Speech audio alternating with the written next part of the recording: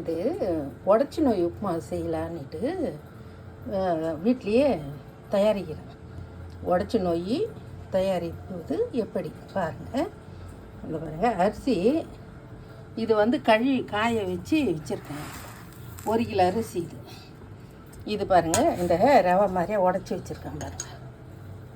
இது மாதிரியே நொய் மாதிரியே இதில் இருக்குது, உடைக்கணும்.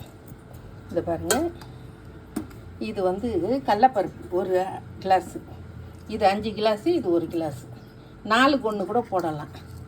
இது பாருங்கள், இது முழுகு சீரகம், இதுக்கு தேவையானது.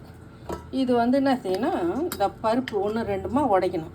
இதையும் சேர்த்து உடைச்சணும். முழுகு சீரகம் இந்த பருப்பு உடச்சி இதில் கலந்துடணும். கலந்துட்டு இதில் ஜெலிக்கணும். ஜெலிச்சோம்னா இந்த பொடியாக இருக்கிறதெல்லாம் கீழே இறங்கிடும். மேலே இருக்கிறது மட்டும் எடுத்து ஒரு டப்பியில் போட்டு மூடி வச்சுக்கணும்னா நம்ம ரவை தாளிக்கிறாங்கள அதே போல் தாளிக்கணும். நல்லா இருக்கும். இது உடச்சி நோய் உப்புமாவுன்னு சொல்லுவாங்க. அரிசியில் செய்கிறது, ரவையில் செய்கிறது சூடாகும். இது அரிசியில் செய்தோம்னா நல்லது. முழுகு சீரகம் கடலப்பருப்புலாம் போட்டு செய்தோம்னா உதிராக 1க்கு ஒரு 2.5 தண்ணி வைக்கலாம், இல்லை 3 கூட வைக்கலாம்.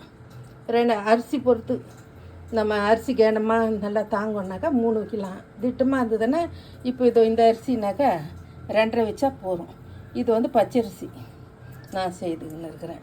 பச்சரிசியில் தான் செய்யலாம், புழுங்கல் அரிசியில் கூட செய்யலாம். கழுவி காய வச்சுட்டு உடச்சின்னு வரலாம், நல்லாயிருக்கும். ஏன்னா இது வாய்வாக இருக்கும், ஒருத்தருக்கு பிடிக்காது. இதில் பெருங்காயமும் சேர்த்துக்கலாம். பெருங்காயம் ஒரு கட்டியோ கொஞ்சம் பொடியோ அந்த தாளிக்கிறதுல எப்படி தாளிக்கணும்னா கடுகு உளுத்தம்பருப்பு கடலப்பருப்பு பெருங்காயம் அந்த தண்ணி ஊற்றிடணும். செவந்ததுமே மிளகா போடணும் 2.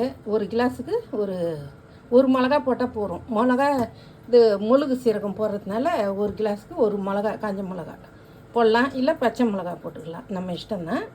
அது போட்டுட்டு 2.5 வைக்கலாம் தண்ணி. இதுக்கு வச்சோம்னாக்கா 1 கிளாஸுக்கு 2.5 1/2 லிட்டர் தண்ணி வச்சுட்டு தாளிங்க. உப்பு போடுங்க, அளவா செய்யுங்க. நல்லா அருமையாக உதிராக வரும். கொலன்னு ஊறணுன்னா ஒரு 3 கிளாஸ் வைங்க. தென்னில் கொலன்னு வரும். உதிராக விடணுன்னா 2.5 கிளாஸ் வைங்க. அரிசின்றதுனால ரவைக்கு 1க்கு 2 வைப்பாங்க. இது போல் செய்து நல்லா வரும். செய்யுங்க. நாங்கள் செய்வோம் இது வீட்டில். ஒரு விசேஷம்னாக்கா இதுதான் முக்கியமாக. ஆனால் நைட்டுக்கு செய்வோம், காலையில் பொங்கல் செய்வோம்.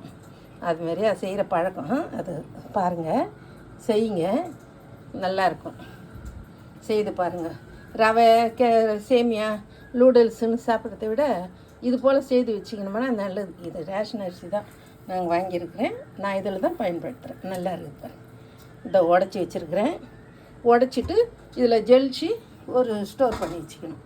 ஒரு டப்பியில் போட்டு வச்சிங்கன்னா அளந்து செய்துக்கலாம். அந்த அடியில் இருக்கிறது தனியாக தோசை சுட்டுக்கலாம். தாளிச்சிட்டு தேங்காய் திருவி போட்டு அதுக்கு கடுகு உளுத்தம்பருப்பு போட்டு தாளிச்சிட்டு ஊற்றினோம்னா நல்லா தவளை வடைன்னு சொல்லுவாங்க. எங்கள் வீட்டில் செய்வாங்க. அது மாதிரியா சுடுவோம். அடை மாதிரியா சுட்டு எடுத்துக்கலாம். நல்லாயிருக்கும். செய்யுங்க. பாருங்கள், ரவை உடச்சி வச்சுருக்கேன். இது பாருங்கள், பாட்டிலில் போட்டு வச்சுருக்கேன். பருப்பு முழுகு சீரகம் எல்லாம் போட்டு ஜெலிச்சிட்டு வச்சுருக்கேன். இந்த பாருங்கள், இதில் இருந்த ரவை கீழே உளுந்த துணுக்கு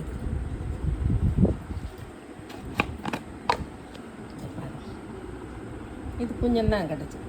அந்த அளவுக்கு உடைக்கணும். உடைக்கிறதுல இருக்குது.